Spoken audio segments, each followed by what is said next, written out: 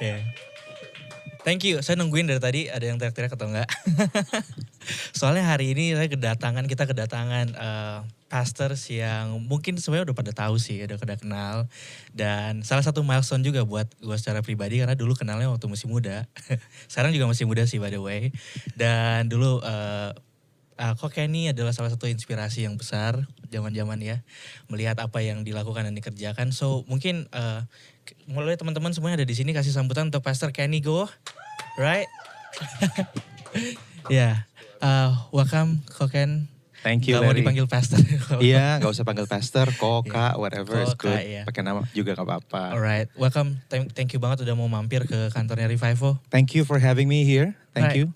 Sebenarnya kantor ini rame dan seru banget, tapi saya nggak semua bisa masuk kamera. Iya betul. Happy to be here.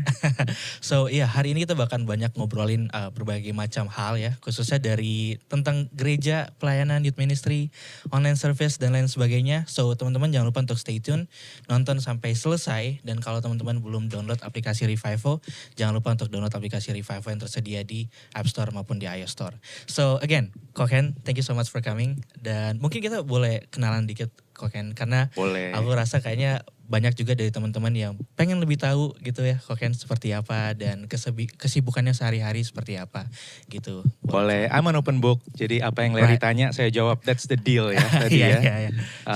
Karena kontennya banyak banget yang diminta, tapi saya cuma bilang Larry just ask me, and I'll answer.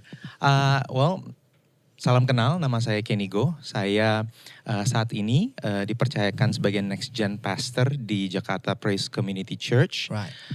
Tapi sekarang kesibukannya tentu lebih dari itu aja. Yes. Karena tim Next Gen sudah sangat solid sekarang, saya sangat senang. Dan ada banyak teman-teman yang sudah support dan mendukung keseharian saya. Selain tentu itu sifatnya manajerial mungkin, leadership dan lain-lain. Juga bantu dari sisi konten lebih banyak sekarang di JPCC juga ya. Jadi doing all I can karena I love the local church. Saya sangat cinta gereja lokal, saya cinta gereja Tuhan. Jadi sehari-hari ya sibuk untuk membangun gereja lokal. Wow, keren. Jadi kadang mungkin bisa terjebak dalam hanya sekedar ikutin job desk, tapi saya memilih untuk nggak lakuin itu ya. Whatever I can do untuk bisa bantu di gereja lokal, saya akan lakukan. Keren. Gitu. So hari-hari kalau boleh dibilang youth pastor ya berarti ya? Well, Next Gen di JPCC itu bukan youth aja. Bukan youth aja. Jadi itu include kids, youth kami ada remaja, SMP, SMA. Terus ada pelayanan mahasiswa, college, dan juga ada parenting. Jadi semua itu digabung jadi Next Gen. So kayak intergenerasi ya? Bisa dibilang begitu. Wow, so berarti juga nggak ngurusin youth aja, ngurusin kids including right? Youth, kids, college, parenting semua itu. Tapi again, these days khususnya selama pandemi, transisi dan lain-lain, saya udah nggak terlalu banyak ngurusin sih. There's leading and then there's pastoring. Saya mungkin lebih banyak pastoring aja sekarang. Right. So kalau boleh tahu nih kita flashback dikit, Pastor. Kenapa bisa terjun pertama kali untuk melayani?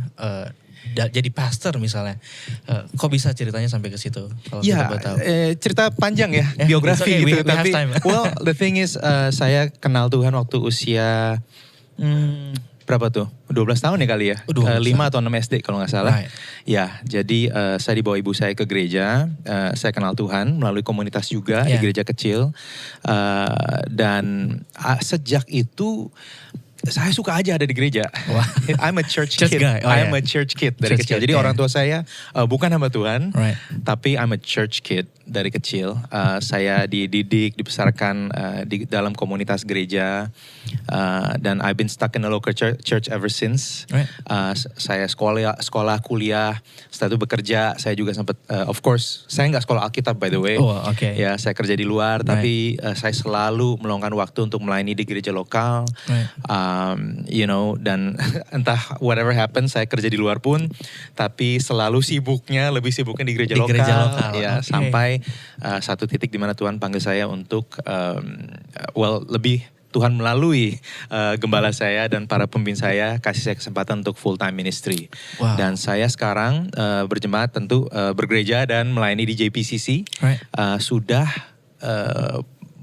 sejak 2010 saya full time. Oke, Jadi so kayak 12 tahun di gereja di JPCC. 12 tahun terus becoming pastornya dalam 12 tahun? Well, saya di ordain, ditahbiskan sebagai seorang pastor di 2018 kalau nggak salah. 2018? Iya 2018, betul. Wow, oke, pengalaman yang udah 4 years. 4 years being a pastor. Yeah. Being a cool pastor. Getting old pastor. Tapi still young juga sih. Oh, thank you. Kayak kita gak bisa guess juga sih berapa lama. It's hard Larry karena sebelum pandemi kita berdua lebih kurus ya.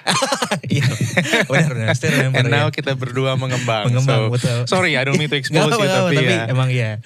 Saya kenal Larry udah lama by the way, jadi this is cool to see you bigger. Dalam semua aspek. Thank you. So, punya pengalaman untuk melayani di gereja kan bukan hal yang kayaknya nggak semua orang juga punya hati untuk melayani. And then you said kayak dari kecil ada keinginan untuk terus ada di gereja lokal, untuk ada terus di gereja atau situasi. Sebenarnya kalau boleh tahu apa sih yang bikin Kok Kenny dimanapun Kok Kenny berada itu mau terus ada di gereja, sibuk di gereja, aktif di gereja, so you know. Ya ini sesuatu yang menarik, bahkan sebenarnya sesuatu yang saya it's not something yang saya bisa langsung cerita Larry this is it gitu. Tapi recently it makes a little more sense. Okay. Karena nah ini saya nervous ya Larry karena udah lama nggak talk show seperti ini. So selama pandemi saya banyak ambil waktu untuk belajar, untuk figure out apalagi yang Tuhan mau next nih, buat nggak hanya buat saya personally tapi for ministry and the church dan lain-lain juga gitu. Jadi dan I realize bahwa kenapa all these years dari dulu memang saya ya ada di gereja lokal, saya suka melayani dan lain-lain ya karena memang Tuhan panggil saya untuk itu. Wow. It's as simple as that gitu. Wow, yeah. Tuhan panggil saya mungkin bisa dikatakan Tuhan mengurapi saya ya untuk melakukan hal seperti itu karena saya juga harus notice kalau saya lihat ke belakang dan ini bukan jadi excuse, tapi hal-hal yang mungkin saya kerjakan di luar gereja mungkin gak se-efektif yang saya lakukan dalam gereja. Dan saya juga mulai sadar bahwa ya kepedulian saya terhadap apa yang Tuhan lakukan di gereja lokal ini bukan sesuatu yang semua orang punya juga gitu ya. Semua orang punya panggilan sendiri gitu. Dan saya harus nyaman untuk menyatakan bahwa ya saya ada di gereja lokal, saya lakukan semua ini karena ya itu panggilan saya. Wow. Dan Tuhan persiapkan saya dari dulu. Dan tentu ada episode di mana saya sempat mau melahirkan diri. Buat saya kayak cukup lah. Look, let's get real ya malam ini ya. Gereja lokal bukan sesuatu yang kayak selalu indah, betul. Bukan sesuatu yang selalu gampang ya. Kadang ada dramanya juga. Dan saya pun punya pengalaman di mana saya juga males dengan semua ini gitu. Really? Yeah, of course. Karena kelihatannya happy terus.